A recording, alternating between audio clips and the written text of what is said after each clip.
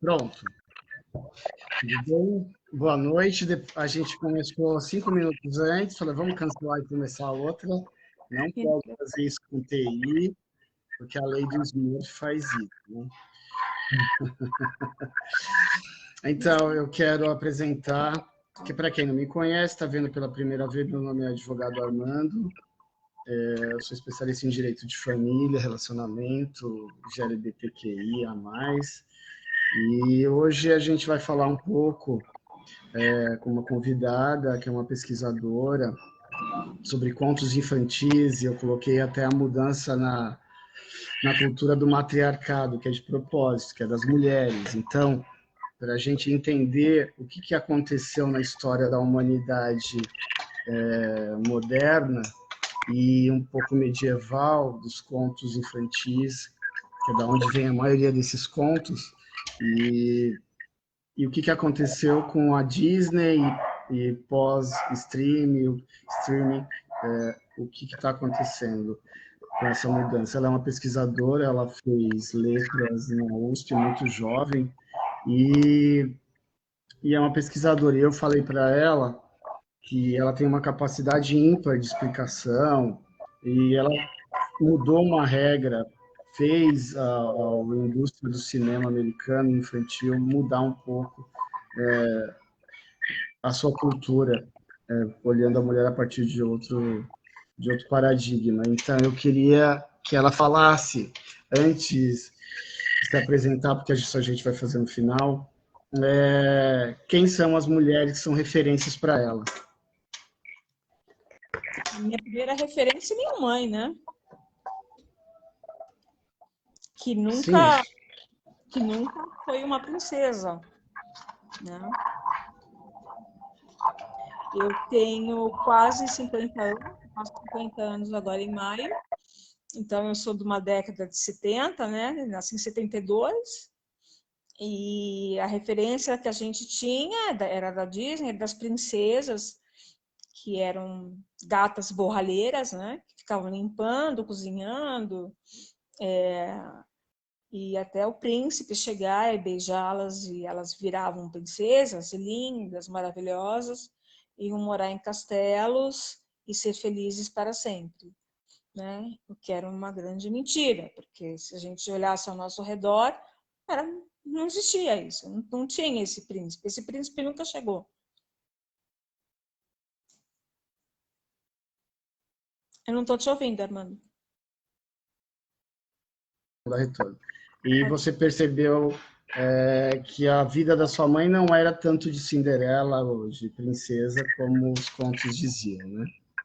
E aí depois você tem um contato na universidade com duas mulheres, para mim, que você me disse, que são referências no seu estudo. Por que você foi estudar contos infantis e por que elas são tão importantes?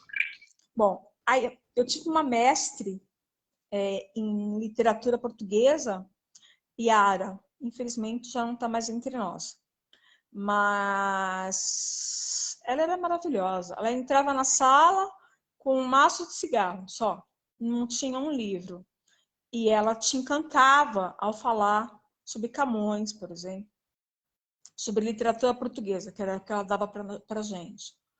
E não tinha como não se apaixonar por literatura portuguesa ouvindo ela falar. E eu tenho ela como referência até hoje. E outra que estudou comigo, que hoje é cadeira da PUC, que é a Marilena Zanon, que ela começou, né? Eu entrei na faculdade com 17 anos, ela entrou com 42, né? E hoje ela tem pós-doutorado em Coimbra, tudo. E ela seguiu carreira e me ajudou muito. E, então, são duas referências de mulheres fortes, batalhadoras, de princesa não tem nada, são guerreiras. Quando eu for falar, você deixa o seu microfone mudo, vê se você consegue deixar ele mudo aí, para não dar o retorno. Bom, se você conseguir. Se não conseguir, tudo bem. Senão vai começar a dar eco. Então, só para as pessoas entenderem que não é o universo acadêmico, ela é uma titular, ela dá uma, os professores que seguem carreiras têm a titularidade. Então, como é um juiz titular, um instituto, professores, né? E ela é titular de uma cadeira na PUC, né? Onde ela dá aula, né? Então, ela fez uma carreira acadêmica aos 42 anos, a gente está falando isso lá atrás, há quantos anos? 20 e poucos anos atrás, no mínimo, né? Eu acho que nós fizemos faculdade em 1996. Então, 96, que a mulher ainda não tinha todo esse espaço que tem hoje, né? Não, lógico. E eu entendi, hoje ela dá aula, isso é bacana. Então, tem mulheres lá atrás que já são referências, mesmo na sala de aula. Isso é interessante entender. Uma outra questão importante é em que momento você, qual motivo você quis estudar contos infantis? Eu sempre fui apaixonada, desde muito pequenininha, por contos infantis. Eu tinha uma coleção de livrinhos com disquinho, que era de contos. Eu sempre gostei muito de ler. E vinham esses livrinhos com os disquinhos. Eu ouvia isso e lia aqueles livrinhos que eu sabia de cor já. Que até hoje eu fiz uma coleção. Eu tive uma filha aos 37 anos, que é minha única filha, e eu fiz uma coleção para ela da Disney, também com disquinhos, né, com CDs. Coleção que ela nunca abriu, nunca teve curiosidade, né? Que já passaram tantas gerações entre eu e ela. A literatura mudou, graças a Deus, mudou muito. Hoje eu trouxe até alguns livros que ela está lendo, para vocês terem uma referência de como tudo isso mudou. Mas eu sempre fui apaixonada por literatura e era o que chegava a mim. Era os contos de fada da Disney. Era o que a gente tinha na época. E Cinderela, Branca de Neve, era o máximo, né?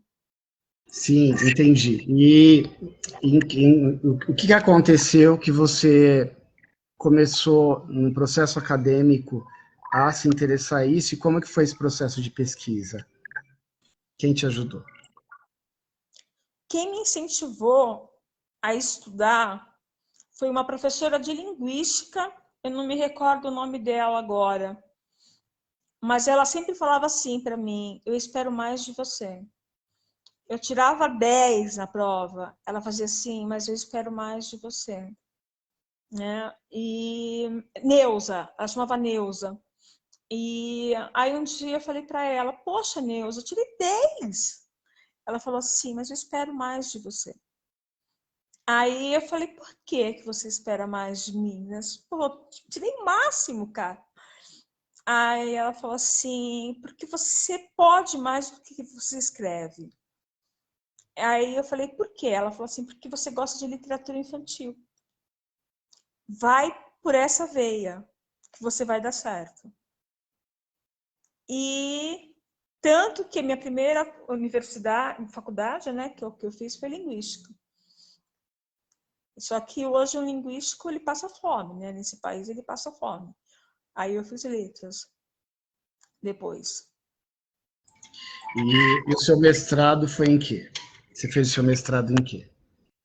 Em literatura infantil, linguagem da literatura infantil.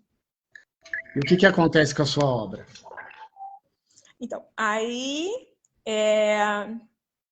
eu apresentei na USP, né, uma banca, e chegou nas mãos de uma universidade de Nova York, que foi encaminhado e conhecido pela Disney. Aí eu ia começar meu doutorado, foi quando eu sofri um acidente e parei. Mas, graças a Deus, ela foi usada, né? E pela Disney, por algumas literatura infantil. E eu vi que serviu para alguma coisa, né? Que Então, começou vamos ter... Tá. Como eu quero... a propósito dessas lives do mês das mulheres é entender como os processos que as pessoas acham, nossa, eu tenho uma ideia, tenho certas coisas, mas eu acho que isso não vai dar em nada. Então, tentar entender que se você vai por um caminho, as portas vão abrindo. E isso é incrível. Então, esse olhar que você dá sobre como foi esse processo? Então, me explica. Você teve que mandar traduzir? Quem foi que mandou? Como é que foi esse processo disso chegar nos Estados Unidos? Me explica um pouco disso, para as pessoas tentarem entender. Muitas vezes ela tem uma obra, alguma coisa muito importante, não sabe como fazer isso funcionar na prática. Não, um professor, ele achou interessante. E ele falou, você pode ir adiante, né? Pode defender um doutorado. Aí, ele falou assim, pode ser interessante você traduzir sua obra para ir para fora. Aí eu pedi para um tradutor, paguei, e traduziu, e foi encaminhado para fora.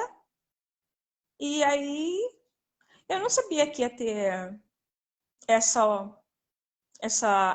sabe, que ia ser utilizada, né? Como ela foi. Eu entendi. E como foi esse processo? Qual foi a universidade que teve contato com a sua obra? Foi a de Nova York, Canembol. E como é que foi? Como que a Disney chega em você? Como que é o processo de entrevista? Você foi até lá? Foi por Não, eu telefone? não Como é que fui foi até isso? lá. Não fui até lá. Eles E a, ligaram. e a gente está falando em que ano isso? Acho que em 1998. Eu casei em 99. Foi antes do meu casamento. Tá. Eu, E aí o quê? Os produtores da Disney entraram em contato? Eles falaram que teve acesso à sua obra? Como que é isso? e eles queriam que eu fosse para lá. Que tem uma universidade dentro da Disney. Né? Entendi. E era o meu sonho. Mas eu sofri um acidente de trabalho que me interrompeu. E eu não pude ir. Entendi. E como é que foi a entrevista? Foi quanto tempo? Ele te ligou? Como é que foi isso? Não, foi em português. Olha, eles são muito, muito sábios.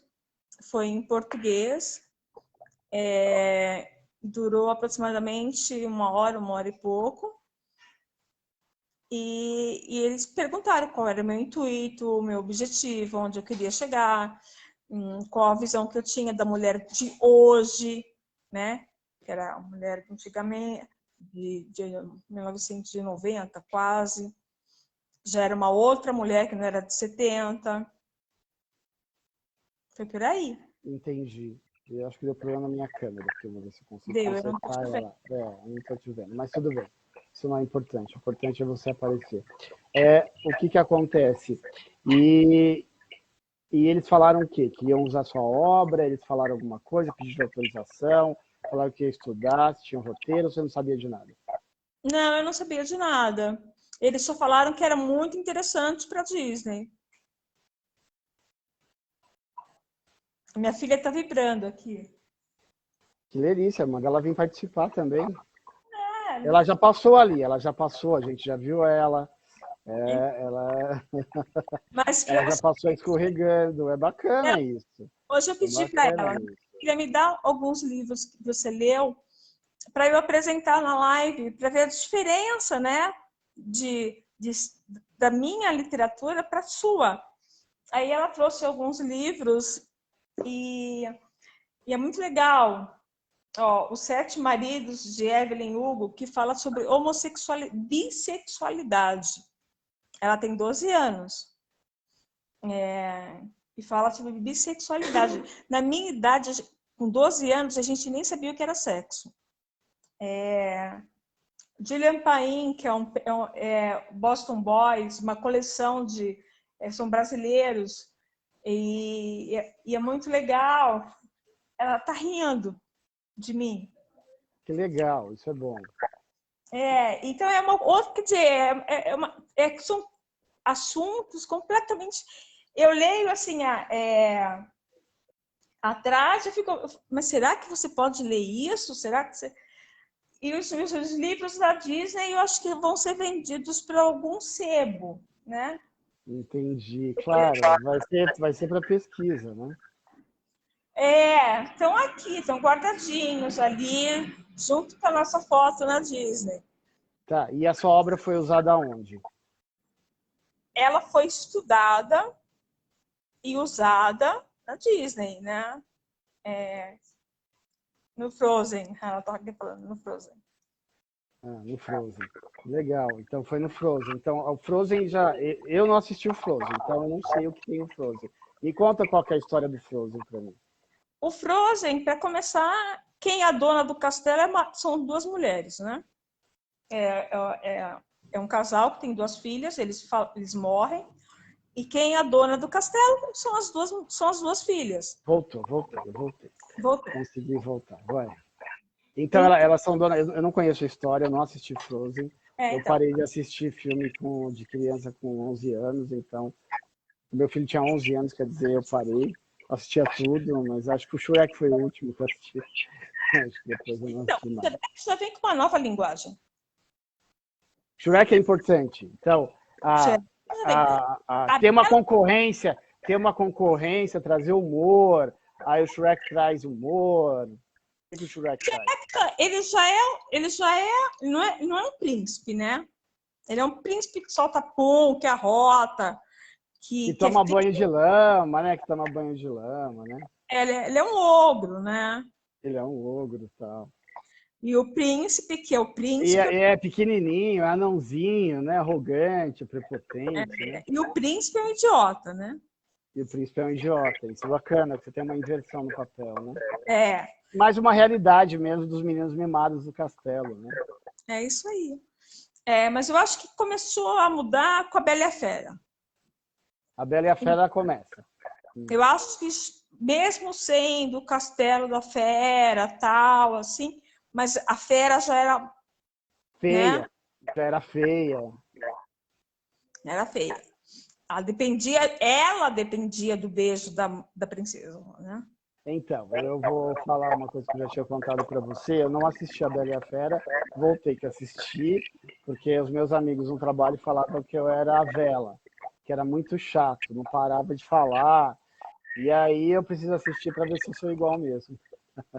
Eu usava um óculos igual delas, tal, na época. Então, já começa a mudar aí, né? Já começa a mudar aí. E aí o Frozen, voltamos ao Frozen. São duas irmãs e elas ficam donas do castelo.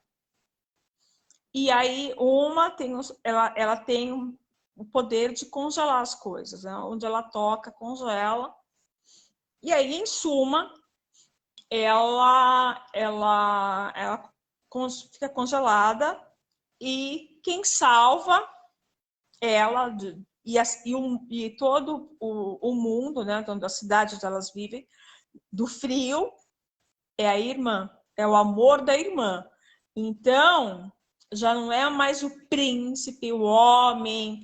O homem que salva a cidade, o universo. Nada disso, é o amor de irmã. Que é um amor, mas um tipo de amor específico de irmã, entendi. Irmã. E a sua tese de mestrado fala sobre o quê? O que você aborda? Você fala que não é real? O que você falava sobre isso? Que era um mundo irreal, né? Que era um mundo irreal. Primeiro que a gente não tinha príncipe. Eu via meu pai chegando, né? Meu pai nunca chegou num cavalo branco. Muito pelo contrário. Minha mãe, coitada, nunca foi princesa. Eu nunca tinha convivido com mulheres fracas. As mulheres da minha família são mulheres fortes. Mulheres que sustentam casa, mulheres que vão à luta, que mesmo naquela época trabalhavam.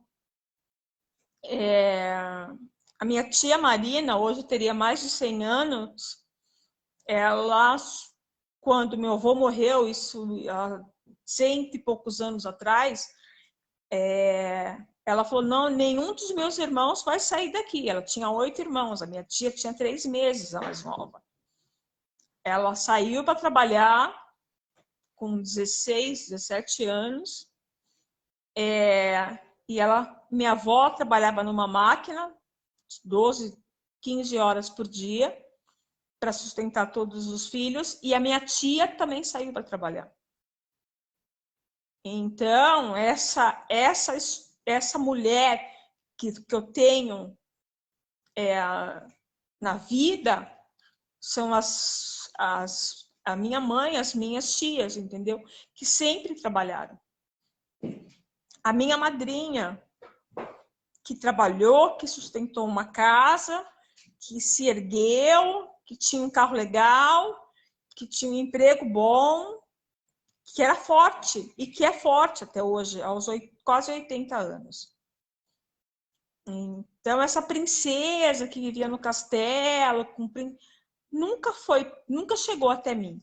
Eu nunca conheci. Era uma coisa irreal. Aí você leva isso para academia. Então, sim, você falava que esse príncipe, você via suas amigas que também não tinha príncipe, que eram homens muito violentos ou homens problemáticos, e essas histórias não eram reais, né? Não tinha nada a ver com o nosso mundo. Entendi. E aí o seu mestrado vai fazer esse contraponto. Sim.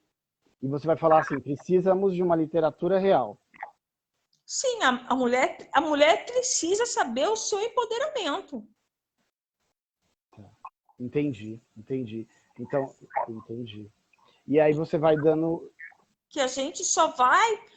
Ainda a gente não conseguiu se colocar no mesmo nível que do homem por causa disso, porque você ainda tem muita mulher esperando o homem, esse príncipe encantado, que não vai chegar. Entendi. E só uma pergunta. Como que você viu esse seu processo? Vamos entrar um pouco nesse processo para você chegar até aí. Então, quando você vai assistir no cinema a sua obra, como que foi esse prazer? Como que era aquilo? Ver seu nome passando nos créditos, estava lá. Como que é isso? Como que é essa experiência? Como é que você sentir o que ali? De dever cumprido, né? Entendi. Não, interessante, porque assim, é outros prazeres. São outros prazeres, a gente está falando de outros prazeres, né? Não, foi surreal. Foi surreal.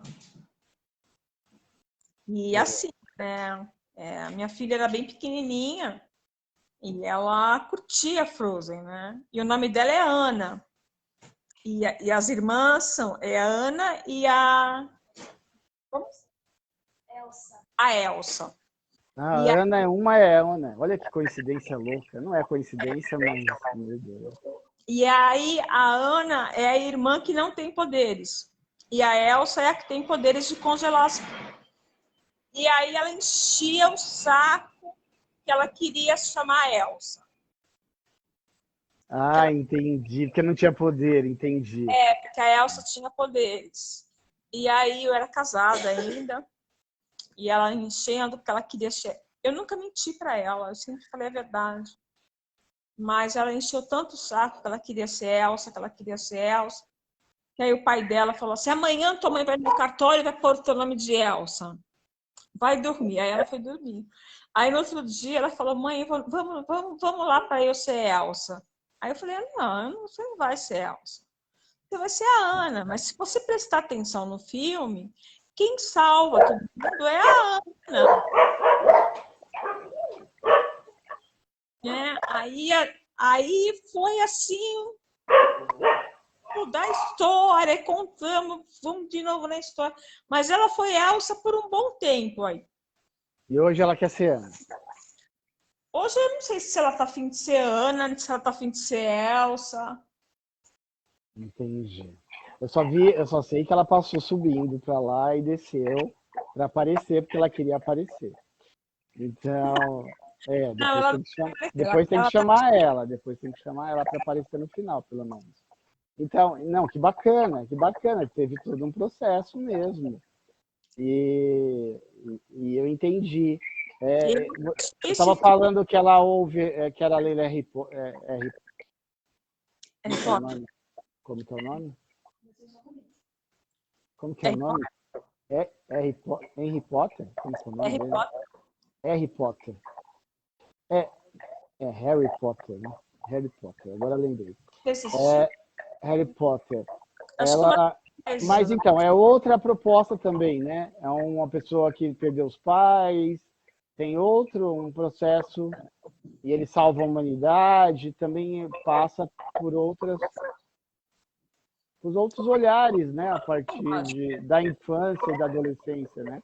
Ele é muito jovem, né? É outra linguagem já, totalmente diferente. Totalmente já adaptada para o mundo de hoje, né? E é uma literatura inglesa, né? A escritora é inglesa, né? Ela está me falando o que é a Ana. Que ele era tratado como bruxaria, uma coisa ruim, e não era isso. Também tem essa coisa da bruxaria, que a maioria das bruxarias são mulheres, eram queimadas, eram bruxas ruins, e aí passa a ter outro olhar da bruxaria, né? É isso aí. Da magia e tal. Tem uma linguagem também de desconstrução, né? Do que é o perverso. Então. Eu já não peguei muito, eu não entrei muito nessa fase. Não, eu entendi. Agora vamos voltar. Como é que você faz para se financiar, trabalhar no cursinho? Como que é essa história de corrigir prova? Como é que você constrói sua carreira? Eu trabalhava escondido dos meus pais. Eu corrigia a redação no Colégio Objetivo. O Teixeira, que era professor de literatura, ele me convidou para corrigir redação. E eu namorava um rapaz de Curitiba. Então, para eu ir para Curitiba, eu tinha que ter dinheiro. E aí eu corrigia a redação à tarde. Eu fazia colegial na parte da manhã. Corrigia a redação à tarde. Aí eu ganhava uma grana. Aí depois eu fui trabalhar na HD Eventos. Eu era coordenadora de eventos. Aí eu já tinha carteira assinada. E comecei a dar aula à noite de língua portuguesa numa escola estadual na Vila Madalena, na Rua do Fórum. Não sei se vocês já devem conhecer. Maximiliano. Sim, conheço. É o Maximiliano. Dei aula lá. Eu não gosto de dar aula, não é minha praia. Aí meu sobrinho trabalhava na TVA, falou assim: olha, vai abrir vaga na TVA para atendente, mas pagava bem. Aí eu fui prestar para ser atendente. Aí a que estava coordenando da TVA... Você tinha que idade isso? Você tinha que idade? Eu tinha acho que 22 anos. Aí a Cris, que era coordenadora, me chamou e falou assim: olha, tem uma vaga para redatora. Você não quer tentar? Aí eu falei: 22 anos. TVA, Grupo Abril. Você é redatora com 22 anos do Grupo Abril? Nunca, né? Viajou. Aí eu falei: olha... Mas você tinha a USP, você tinha letras na USP, você escrevia super bem, você corrigia a prova, te deu uma base muito forte, né? Então, mas assim, né? É aquele negócio, você nunca acha que você pode, né? Sei lá. Aí eu falei: eu preciso muito trabalhar, né? Eu falei: eu passei como atendente? Ela falou assim: passou. Você passou em segundo lugar. Em primeiro lugar passou o Marcelo. Nunca vou esquecer. Que ele era advogado. Aí eu falei: olha, se você segurar a minha vaga para atendente, eu tento para redatora. Aí ela falou: eu seguro sua vaga. Aí eu fui, mas sabe quando você vai, crente que você não vai passar? E aí eu passei. Aí com 22 anos, eu era redatora do Grupo Abril. Com 25 anos, eu conheci o Dr. Roberto Tivita, o grande mestre, Dr. Roberto Tivita, e tive o prazer do Dia Internacional da Mulher fazer parte de uma roda de mulheres com o Dr. Roberto Tivita. tenho muito orgulho disso.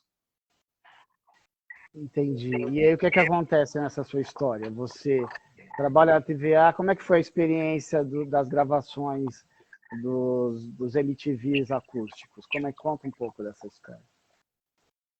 Então, a gente trabalhava na TVA junto com a MTV, né? Então, Só para quem não sabe, a TVA era dona da MTV no Brasil, que é dona da Abril, né, da Playboy, de todas essas grandes revistas.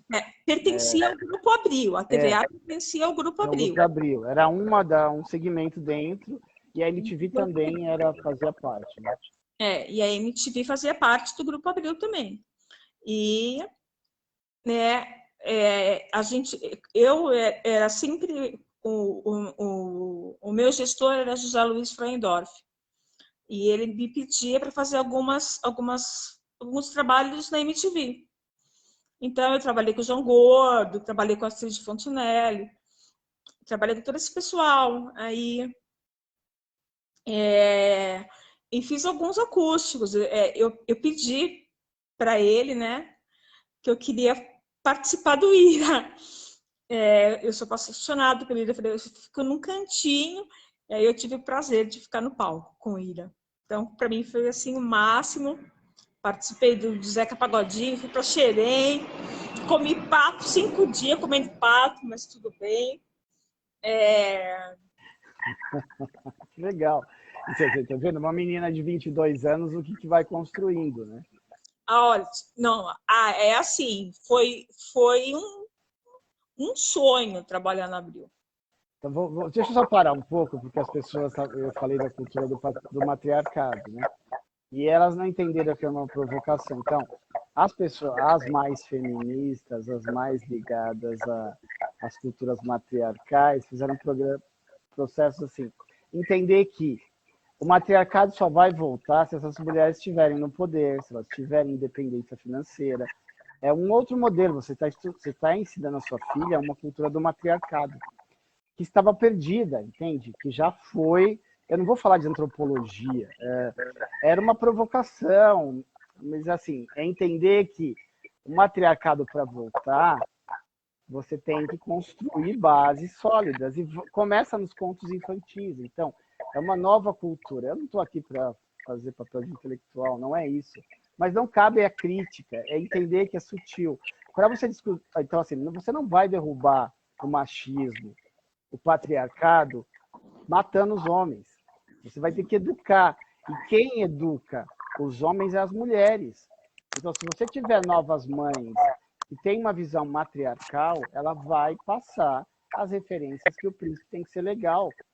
Né? Então, e aí eu falando, mas não vai falar de matriarcado, da ligação do currículo? Eu estou falando de mulheres poderosas que eu acho, que eu acredito, pelo grau de amizade, que são mulheres poderosas, que são matriarcas nas suas áreas de atuação, que fazem um papel do matriarcado, que são mulheres, como você falou, que quando ela fala assim, ninguém vai sair dessa casa, que eu vou trabalhar, são matriarcas. Né? Então, entender a história do matriarcado como um processo, como tem também, então, achar que tudo é patriarcado e matriarcado não, você tem outros modelos. Tem outros modelos de relações, de criações, que não é patriarcado nem matriarcado. Agora você tem duas mães, dois homens criando crianças. Isso é outro modelo, que nem é patriarcal nem matriarcal. É um outro modelo que a gente não sabe, que a experiência moderna, que a experiência da humanidade não sabe o que é isso. Como serão os filhos? O que serão esses filhos? Tem uns que têm barriga de aluguel, tem uns que não, que são próprios que gestam. Então, são modelos que a gente não sabe ainda, que aqui a universidade vai daqui a anos começar a estudar isso e os impactos na sociedade. Então, quando eu vi a crítica lá falando, mas não, aqui é contar histórias de mulheres que se superaram, que tiveram oportunidades. Então, são mulheres que têm alguma coisa para fazer. Então, mulheres poderosas em cada área. Então, e eu usei isso, gancho, porque tem a ver, é o que eu acredito, é como eu leio a questão da antropologia moderna, tá bom? Não estou falando da antropologia lá, eu posso falar também lá. mas eu não quero falar disso, vai ficar com a aula de história. Isso você entra no YouTube e tem matriarcado, todas as histórias da religião. Eu quero trazer o matriarcado como uma coisa nova, mas com um novo modelo, que não é excluir o homem, mas é mostrar que o homem do Shrek lá, ou o amor das irmãs, podem mudar o mundo. Tipo, eu sou muito fã das irmãs que fizeram Matrix, depois eu esqueci o nome dela. Eu sou muito fã delas, das obras delas todas. Então, eu acompanho, fui assistir. E elas mudaram de sexo em determinado momento. Agora elas são mulheres, né? E elas mudaram, fizeram toda a mudança. E agora uma não quiseram fazer o Matrix 4, que é incrível, que as pessoas precisam assistir. Vamos entrar um pouco em cultura pop aqui, para tentar entender, já que a gente está falando de conto infantil, vamos pular um pouco o Matrix, e agora o novo Batman também é incrível. Eu estou assistindo, não assisti, mas estou lendo as críticas, estou vendo tudo. É um outro paradigma de coisa infantil, de cultura pop. Então, né? a minha filha foi assistir o Batman. Ela foi assistir, então entra ela para falar. Mais tarde a gente vai. Deixa eu tentar contar a sua história um pouco, porque a sua história é incrível. Então, essa história de, aos 17 anos, começar a ter um talento, começar a corrigir prova enquanto a família. Então, assim, são histórias de mulheres que falaram assim: não vou ficar esperando o príncipe, entende? Que eu vou construir a minha história. Tenho N problemas familiares, mas isso não vai ser um problema do que eu quero. Então, e aí as oportunidades de poder, a vida vai abrindo. Então, é esse olhar que eu quero dar para as entrevistas. Eu não quero, não vou trazer antropólogo aqui para falar. Não, não é isso. É para mesclar a história do matriarcado que está sendo construído por novas mulheres. Né? Só que é um outro modelo de matriarcado. Entendeu? Um modelo de matriarcado moderno. Eu vou trazer mulheres que eu acredito que fazem histórias com a sua família, no seu trabalho, de uma maneira diferente. São mulheres fortes, são mulheres independentes, que têm o que falar. Então, para que as mulheres hoje, eu trabalho, meu público basicamente, eu ia fazer no Instagram, mas ainda bem que não fiz, porque lá é só 1 hora, e não dá nem para abordar outras coisas. Aqui não tem tempo. Então, depois eu edito 1 hora, né, ponho lá. E o que é bacana em relação a isso? A gente entender, o meu público basicamente são mulheres que sofreram processos de abuso, processos de humilhação, processos... mas também tentar entender que não é porque a mulher construiu uma carreira sólida tal que ela não tem problema de relação. Ela também tem as dores dela, também tem os problemas dela. Então, falar sobre isso eu vou falar da história do matriarcado no curso que eu estou montando. Uma filósofa, uma psicóloga e comigo, que existe alma gêmea? Por que eu tenho dificuldade de encontrar bons relacionamentos de boa qualidade? Então, o tema vai falar sobre isso, um dia inteiro, para o máximo 14 mulheres. Então, todas as lives eu vou abordar temas de que eu vou falar no curso. Então, precisa falar disso.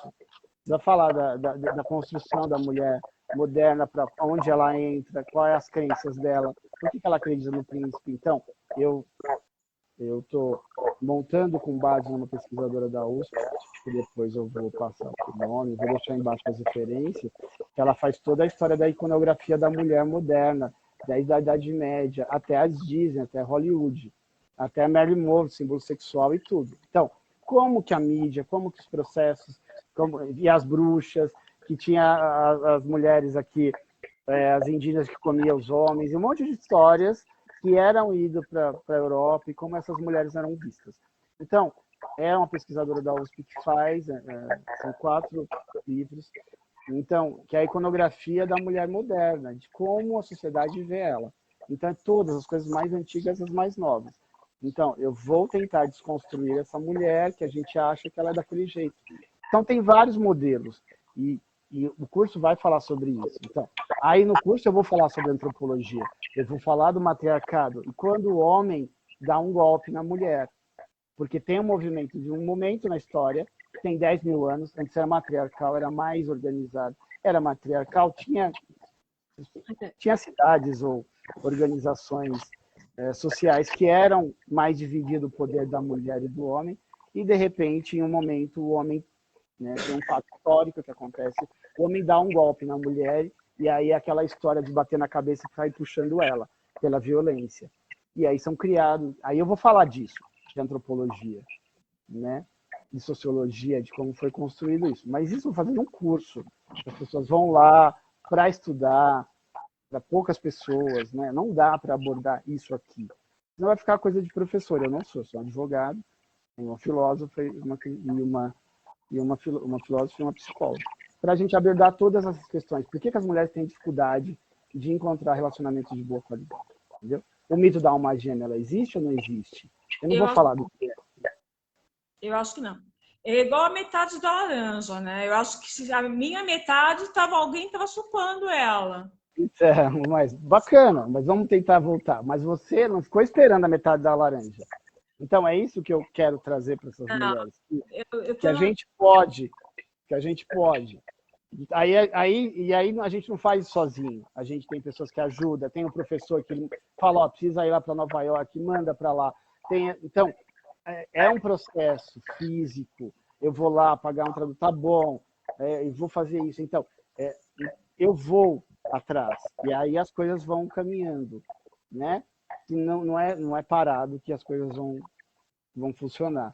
Se eu não quisesse, se eu não perguntasse do Ira, eu não poderia assistir o show do Ira, né? Como você falou. Então, se eu não fosse lá e ficasse com vergonha, eu não teria ficado no palco do show do Ira, que para mim é o melhor DVD que tem do acústico, é o do Ira, é o melhor de todos. De todos é o Ira. Eu não vi do Roberto Carlos, dizem que é muito bom. Ele foi gravado, mas não podia passar, né, na época. Não.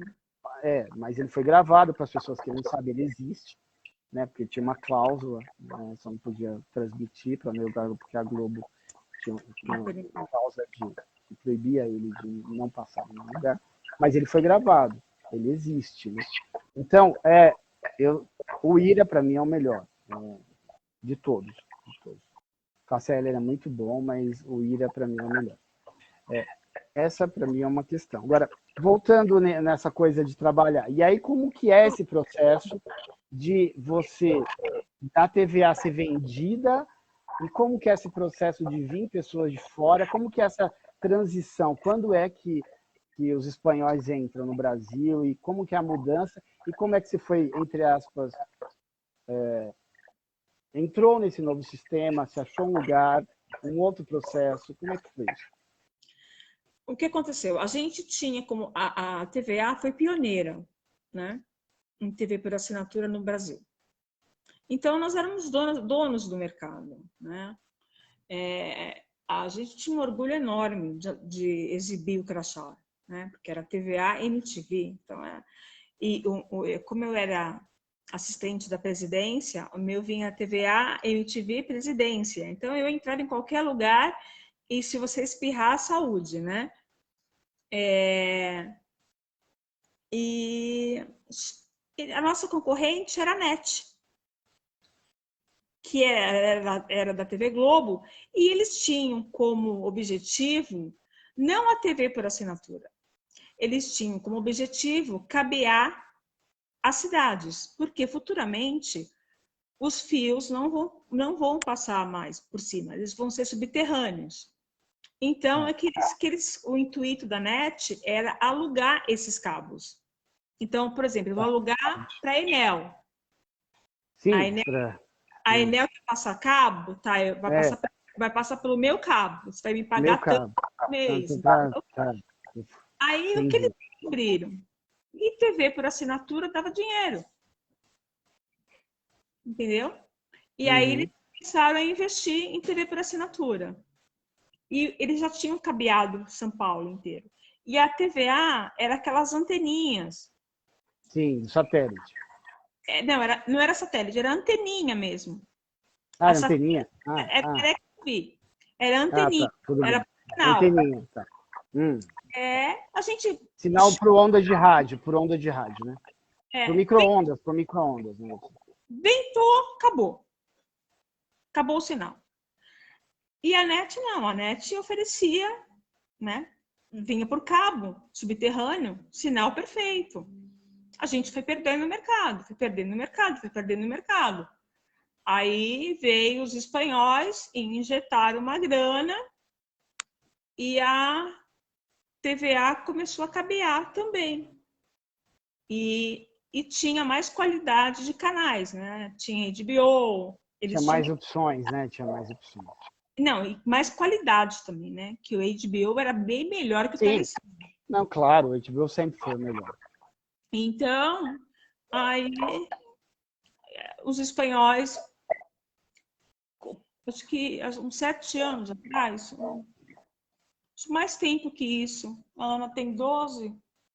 Acho que em 2013, 2014, foi quando eles acabaram de comprar e migrou, que é a Vivo hoje.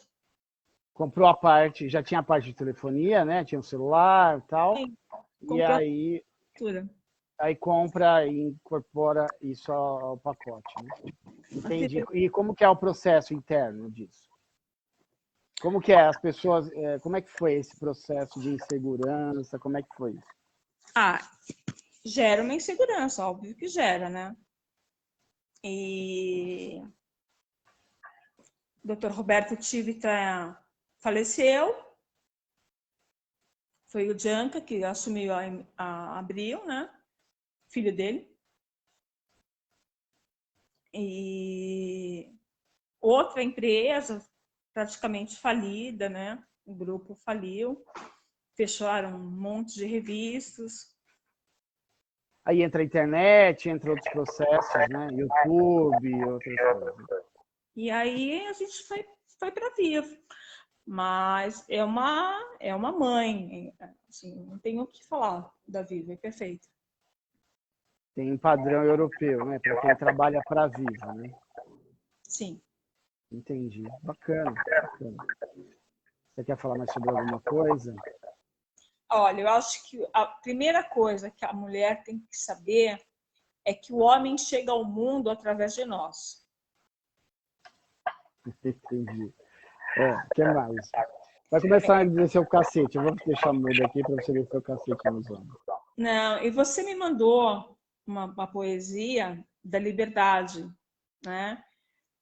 Que eu tinha medo da liberdade, e eu tenho medo da liberdade. Porque eu fui criada para ter medo da liberdade. Né? A gente sempre tem que ter alguém do lado para se sentir segura. Eu me separei faz 2 anos do meu segundo casamento. Sou eu e minha filha só. E eu tenho medo. Eu trabalho pra caramba. Eu chego em casa, eu trabalho mais ainda, porque eu faço as coisas de casa, eu fico com ela, eu interajo no mundo dela, eu vejo telecine, o que ela vê, eu tento ler o que ela lê, então eu continuo trabalhando, né? A gente não para. E falta tempo para a gente. Eu acho que falta esse tempo, essa lacuna, esse tempo para a mulher, sabe? Para a gente ser mulher. Mas que a mulher é fundamental, ela é. E a gente pode muito mais do que a gente imagina. Entendi. Não, bacana. Eu acho que é mostrar esses lados, que a gente tem lados muito fortes, lados mais sensíveis, outras dificuldades. Eu sou discípulo de Edgar Morin, que é um filósofo francês, esse pensamento complexo. Não dá para fazer tudo, a gente precisa de ajuda. Para algumas coisas a gente é muito bom, para outras a gente precisa pedir ajuda para outras coisas. Não dá para usar só uma ferramenta para tudo na vida, a gente precisa de várias ferramentas, de vários olhares. E é isso que eu tento, junto com a minha equipe, dar vários olhares para as pessoas se desenvolverem. Né? E acho que esse é um espaço para isso. E eu acho que foi muito bacana você contar essa história, porque eu queria desconstruir, eu queria partir, a proposta era partir do que é, para não ficar aquela história de novo, vai contar a história dela. Não, vamos de trás para frente, para contar os prazeres, da onde eu cheguei, para ir para trás, para mostrar as histórias, porque senão fica aquela, igual a entrevista do Jô Soares, né? Tipo, é legal, mas, meu, eu já sei, vai falar da mãe dele, do cachorrinho, da foto quando ele era criança. Então, não, isso também é bacana, mas acho que tem momentos, né? E eu já sei, por que também fazer isso? Porque quase poucas pessoas vão ficar até o final dessa live. Então, se eu não dou alguma coisa muito bacana para ela ficar, até para a mulher criticar, cadê a história das matriarcas e a vinculada dos contos infantis, elas vão do matriarcado, até para a pessoa criticar, ela não entendeu, né, a proposta, né? Eu só sou um advogado, eu não sou um professor. Então, mas é para dar isso, então, dar alguma coisa para a pessoa querer ficar até o final. Tinha muita gente que ia ficar, mas a gente demorou meia hora para começar, deu um monte de problemas, e agora a gente já sabe, fica, se deu certo, fica até o final, porque a conexão é assim, e internet e aplicativos são assim. Deixa eu só te mandar um recado. O Marcelo, meu amigo, está perguntando: sim, você veio de uma mulher. Ah, por quê? Quem é Marcelo? Vamos já descer o cacete nele, né? Porque o que a gente gosta, quem me conhece sabe que eu gosto de fazer humor. Sim, você veio através de uma mulher. Tá vendo? Não, e ele precisa entender que as mulheres mandavam. E teve um momento que os homens... E aí, tem 10 mil anos que os homens mandam.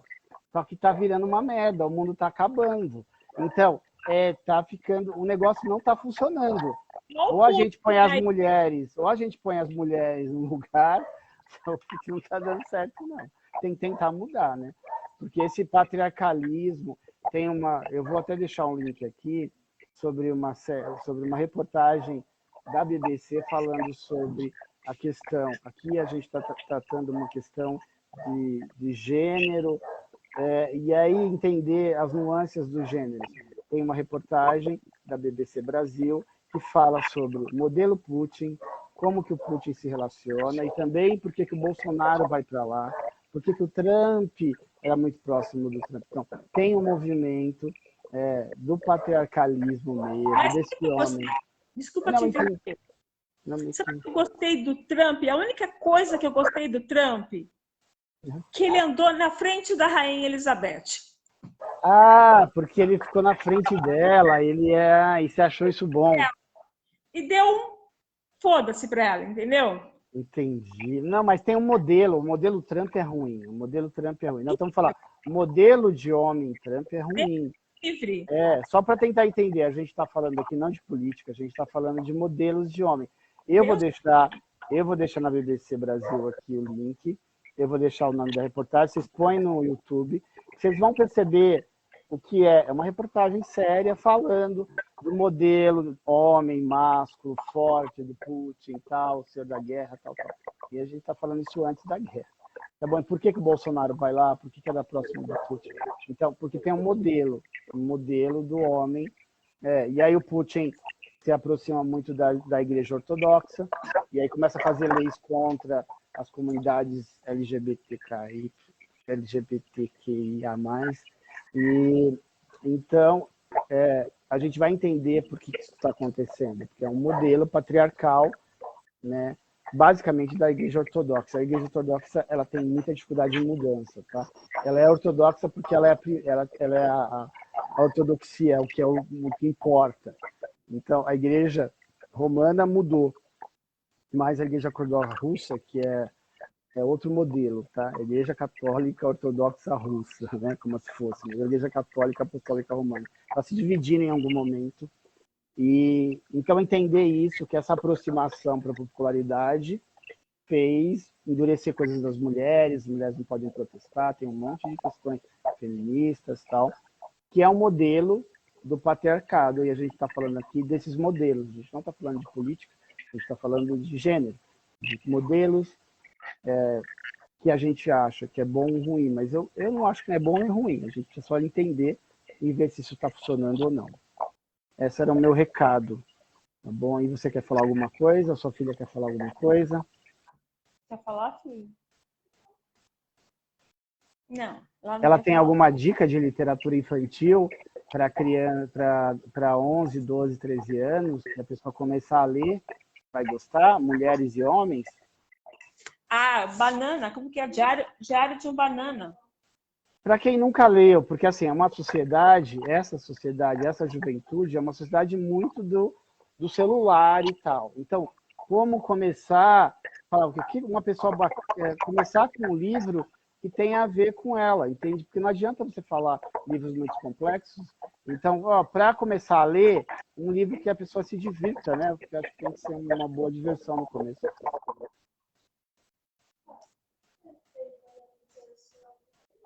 Diário de um banana é bem legal. Diário de Banana é bem legal. Então, qual? Fazendo meu filme. Fazendo meu filme, olha só. Já ganhou Aqui, diversos prêmios.